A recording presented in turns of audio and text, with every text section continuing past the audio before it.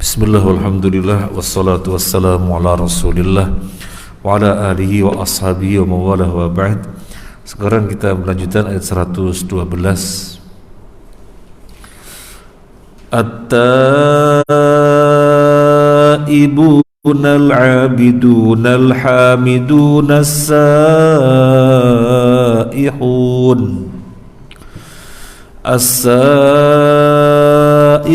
الراكعون الساجدون الآمرون بالمعروف والناهون عن المنكر والحافظون لحدود الله وبشر المؤمنين. Mereka itu adalah orang-orang yang bertaubat, beribadah, memuji Allah, mengembara demi ilmu dan agama, rukuk, sujud, menyuruh berbuat ma'ruf dan mencegah dari yang mungkar, dan yang memelihara hukum-hukum Allah. Dan berikanlah orang-orang yang beriman. Masyiral muslimin rahimakumullah. Apa perasaan kita ketika membaca ayat 111? Apa perasaan kita? Ketika kita membaca ayat 111, apa perasaan kita? Mungkin kita memiliki perasaan yang sama. Subhanallah, kita terlewatkan dari transaksi tertinggi. Apa kemudian keberadaan kita sia-sia? Kita mendapatkan jalan yang lain kalau tidak bisa mendapatkan transaksi yang tertinggi. Apa jalan yang lainnya? Jalan-jalannya adalah 112. At-taibuna, orang-orang yang bertaubat, al-abiduna, yang beribadah, al-hamiduna, yang memuji Allah, as-saihuna, yang mengembara, ar-raki'una, yang ruku', as-sajiduna, yang sujud, al-amiruna bil ma'rufi wan nahuna 'anil munkar, yang beramar ma'ruf nahi munkar, wal hafizuna li hududillah, dan yang senantiasa menjaga batasan-batasan Allah. Wa basyiril mu'minin, maka gembirakanlah orang-orang mukmin. Jadi ketika pada 111 kita merasa subhanallah terlewatkan, gak bisa meraih transaksi yang tertinggi ini, bukan berarti kita kemudian kalah, buntu. Pada ayat 111 Allah berfirman, fastabshiru, bergembiralah mereka dengan transaksi tertinggi ini. Maka ayat 112 Allah berfirman, wabasyir, bergembiralah. Memang tidak meraih transaksi tertinggi, tetapi masuk di dalam kategori 112, bertobat yang pertama. At-taibun, bertobat. Karena kalau orang bertobat berarti dia menyadari dirinya berbuat dosa, maka dia akan kembali kepada Allah. Kalau orang tidak bertobat, ya tidak menyadari kalau dirinya dosa, hanya sekedar astagfirullah, astagfirullah, astagfirullah, itu lisan. Kalau tidak taubat, di mana taubat? Yang pertama penyesalan, yang kedua azam, tekad untuk tidak pernah mengulangi, yang ketiga ikhlas, realisasi atas tekadnya itu taubat. Kalau astagfirullah, astagfirullah saja ya belum bisa jadi taubat. Setelah ada lisan juga terpenuhi persyaratan taubat, sehingga dirinya benar-benar kembali kepada Allah. Kalau sudah kembali kepada Allah, maka yang berikutnya akan terkondisikan untuk berbuat penghambaan, berbuat ibadah. Makanya taubat disebutkan terlebih dahulu sebelum abidun. Kemudian ketika disebutkan al-abidun, beribadah, ibadah itu ada kalanya dengan lisan, ada kalanya dengan gerakan anggota badan. Maka Allah sebutkan yang berikutnya al-hamidun, ada ibadah-ibadah dengan lisan yang berupa bertahmid, memuji-muji Allah, dan disebutkan lebih awal daripada as-saihun. As-saihun mengembara, as-saihun mengembara, ibadah yang dengan anggota gerakan badan mengembara, maka dengan lisan lebih mudah. Lisan lebih mudah daripada menggerakkan anggota badan, sehingga disebutkan al-hamidun dulu dengan lisan. yang lebih mudah, yang semua orang bisa.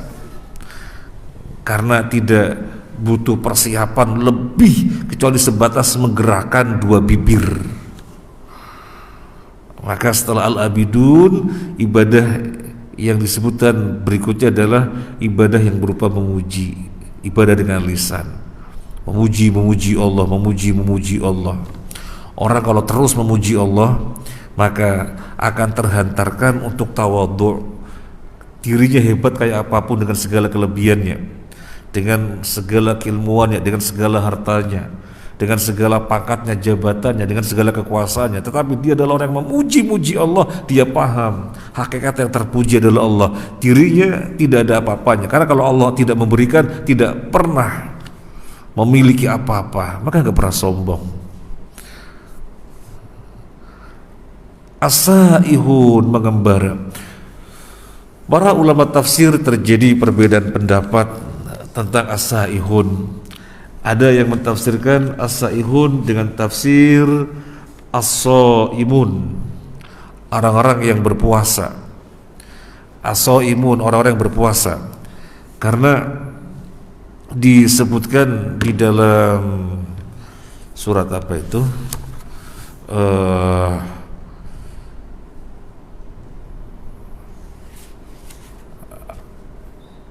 asa rabbukum in talaqakunna ayyubdilahu azwajan khairan minkunna muslimatin mu'minatin qanitatin taibatin abidatin saihat.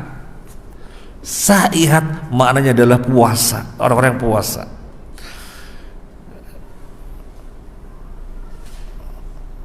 Jika kamu menceraikan mereka, ini khitabnya Nabi sallallahu alaihi wasallam, jika kamu menceraikan mereka, maka Allah akan ganti wanita muslimah, mukminah, qanitat, taibat, abidat, saihat, ahli puasa. Jadi makanya ahli tafsir mentafsirkan as-saihun adalah orang-orang yang berpuasa. Kemudian ada yang mentafsirkan as-saihun adalah al-mujahidun, jadi orang-orang yang berjihad, karena ada hadis yang menyebutkan demikian. Nabi sallallahu alaihi wasallam bersabda, inna siyahata ummati al-jihad fi sabilillah. Sesungguhnya siyahah umatku, siyahah, pengembaraan umatku adalah jihad. Sehingga ada mufassir yang mentafsirkan as-saihun adalah jihad. Ada yang mentafsirkan as-saihun adalah orang-orang yang menuntut ilmu, para tulabul ilm. Ini tafsir-tafsir yang ada dari antara para ulama. Adakah yang bertentangan? Kita perlu sampaikan, tidak ada tafsir dari seorang mufassir ketika berbeda dari tafsir mufassir yang lainnya yang bertentangan. Tidak ada. Bertentangan artinya tadad, maknanya kontradiktif. Bertentangan, kontradiktif. Perbedaan tafsir semuanya tanawwu'. Perbedaan tafsir semuanya adalah tanawwu', di mana bisa diambil semuanya. Mau dipahami shaim, orang berpuasa benar, mau dipahami mujahid, orang berjihad benar, mau dipahami tulabul ilm, orang yang mengembara menuntut ilmu juga benar. Nah, tetapi kita cenderung mengambil shaim dan thalabul ilm karena jihad secara khusus sudah disebutkan pada ayat yang sebelumnya. Maka kalau kita tidak bisa terlibat di dalam transaksi yang paling tinggi, semoga kita terpenuhi pada diri kita perkara-perkara ini. Yang pertama taubat dulu, kemudian penghambaan, ibadah-ibadah ada dengan lisan, ada dengan perbuatan.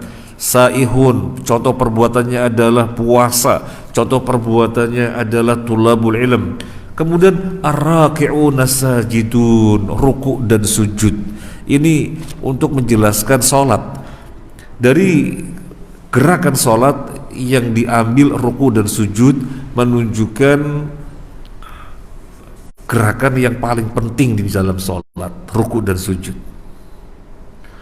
Gerakan yang paling penting di dalam sholat, ruku dan sujud, sehingga kita katakan ruku dan sujud pasti rukun sholat. Karena kita mengetahui di dalam sholat ada rukun, ada wajib, ada sunnah. Rukun sholat, wajib sholat, sunnah sholat. Nah, ruku dan sujud pasti rukun. Karena ketika Allah menyebut sholat, Allah menyebutnya dengan ruku dan sujud, maka menunjukkan gerakan yang paling utama di dalam sholat. Dan kita harus mengetahui di dalam Islam fadilah dari amalan yang ada itu bertingkat-tingkat, termasuk gerakan sholat sendiri, ada berdiri, ada ruku, ada tidal, bertingkat-tingkat keutamaannya. Kemudian, apakah kita cukup sebagai orang yang bertobat dan beribadah secara lisan, secara perbuatan, dan kita ahli sholat, apakah cukup sehingga kita sudahlah yang penting ini saja, kita tidak peduli orang sekitar? Oh tidak. Allah menyatakan al-amiruna bil ma'ruf wan nahuna 'anil munkar. Jadi bukan kita akhirnya menyendiri, tidak mau tahu sekitar, enggak. Jadi kita harus berbaur dengan manusia, melihat kondisi mereka, menasehati mereka, menegur mereka, wajib. Karena Allah tidak berhenti sampai sholat. Di dalam ayat ini Allah tidak berhenti sampai sholat, enggak, tetapi amar ma'ruf nahi munkar. Maka Nabi SAW bersabda, orang yang tidak bergaul karena tidak tahan dari ulah orang-orang, ya, tidak lebih baik daripada orang yang bergaul dan dia sabar atas ulahnya orang-orang. Maka tidak tepat ketika orang memutuskan, udahlah yang penting saya untuk baik untuk saya ahli sholat, saya ahli baca Quran, saya tidak mau orang sekitar. Keliru. Karena ketika kita tidak bisa memenuhi transaksi yang paling tinggi, maka ini yang mesti kita, yang memungkinkan bagi kita. Kemudian setelah disebutkan al-amiruna bil ma'rufi wan nahuna 'anil munkar wal hafizuna li hududillah, orang-orang yang menjaga batasan-batasan Allah. Halal kita nyatakan halal, dan ini yang kita raih sekuat-kuatnya.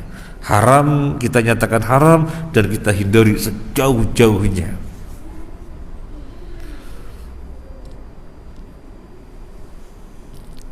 Jadi jangan dibolak-balik. Allah nyatakan jual beli, nah itu yang halal, kita jual beli. Allah haram riba, kita berpisah dari riba. Wa halallahu al-bai'a wa harrama riba. Dan termasuk bagian dari menjaga batasan-batasan adalah untuk perkara yang belum jelas, namanya apa?